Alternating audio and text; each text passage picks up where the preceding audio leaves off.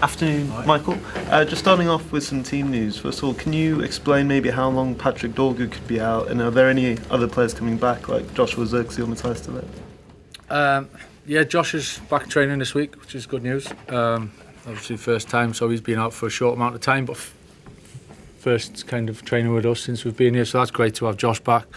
Pat, unfortunately, he's going to be out for a period of time. We're still working through that, how long that's going to be. But so we'll have to see. Disappointing. He's had such a big couple of weeks, Pat. So we weren't sure whether it was a little bit of cramp or whether it was something a little bit more serious. And at the moment, it looks a little bit more on the serious note. So it'll be a few weeks for that. How many weeks, we'll have to wait and see. But so that's disappointing for all of us, really, and for Pat. It's he's in such a good place, but unfortunately, it is poor football, and it's something we've got to work through and get him back as soon as we can.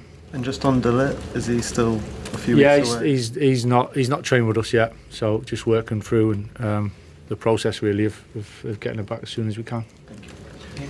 Michael, when you look across the sort of last year or so for United, I know you've not been here that entire time, but you've watched a lot of the team. A consistent theme has been the struggle to win games consistently at Old Trafford. Do you know why that is? I think ultimately consistency is the key to success, and I think it's in my eyes it's one of the most difficult things to achieve, to be good consistently rather. So yeah, it takes so much. It takes the level of performance, it takes the level of mentality and the intensity and the concentration, and actually being able to cope emotionally with the ups and downs of what each game brings and moving on to the next. So there's so many things and that kind of go into it. And listen, that's what we're working towards. We've had a great couple of weeks, 2 big results. There's bigger games coming up, and it's just keeping the mind in the right place as much as the emotions to be able to go into the next game just as we have done the previous 2. I interviewed Lisandro Martinez yesterday, and it goes in line with what you were just saying there as well. He said that you touched his heart, and that meant that he'd give you everything. I wonder how much work you've been doing in this short time, capturing hearts and minds as well as giving tactical detail as well. Yeah, well, you've got to play with feeling. You've got to play with emotion, you've got to play with excitement, and so there's definitely that side of things, and it's something we speak about. The technical side's one thing, but the things I've just touched on is totally something else. And the boys have been there, in training and in games and in meetings and everything around the place. They've been there and everything we've asked of them.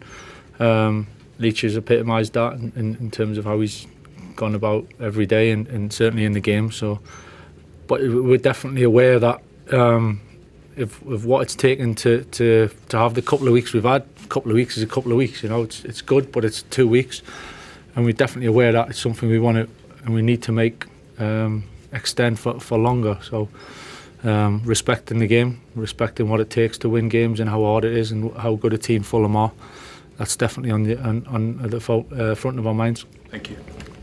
Hi Michael, returning to Patrick for a moment, it's been reported it could be 10 weeks. Are you confident you're such a versatile player, the depth to cope with that? Yeah, listen, obviously it's not ideal. It's not ideal, of course it's not. We don't want to lose good players from the group, but that's part of having a squad and assembling a squad to be able to cover certain things, and we've got players that can do that. Yeah, it's the nature of the beast, unfortunately. It will naturally, some will wonder if you're going to move in the transfer market before the deadline. Do you see any movement incoming before Monday? To be honest, I think we're just working through it. Never say never, of course, because a lot can happen and situations can be thrown up. Sometimes it's in our control. Sometimes it's maybe something that's out of our control that we got to deal with. So.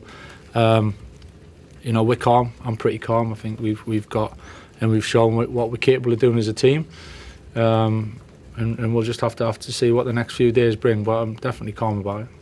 Michael, the general consensus has been that if anybody did come in, then somebody would go out. And you mentioned Josh before. He's the one who persistently gets linked with moves to Italy. Have you spoken to him about his future, or has he articulated what his desire for this window is? No, I think Josh has just been trying to work to get fit and get back around the group, and it's been great to have him back training. And training yesterday with the group for the first time, that's literally as far as it goes for me and for Josh. You know, I'm looking forward to working with him. So that's it. Nothing else is needed to be said. Hi, Michael. Bruno signed for the club 6 years ago today. Obviously, everyone knows what a massive impact he's had. I'm just wondering if you could explain a bit about what you found working with him. And also, every summer now, his future gets thrown into doubt. Obviously, you made comments again recently about the club wanting him to leave.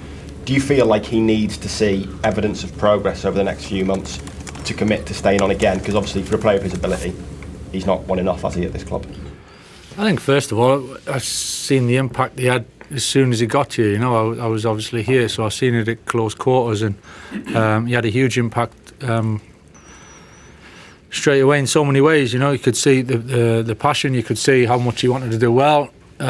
Straight away, you've seen the quality, and that's carried on all the way through. And his consistency, really, of performances, his level of performances, his willingness to always put himself out there and physically be able to do it. You know, I think there's a lot to credit him for in that respect. Listen, of course, we all want to win things. We all want to get better. We want to improve as a team. We want to be successful, and that's something we've got to work towards together. But Bruno's been fantastic since I've been here. He was fantastic when I was here before, so I've got nothing but good things to say about him. Hi Michael, it's just on the subject of Bruno's future then. I mean, A, have you talked to him about it, and B, I mean, would you expect him to be here next year, or do you feel it needs Champions League football? I think that's not too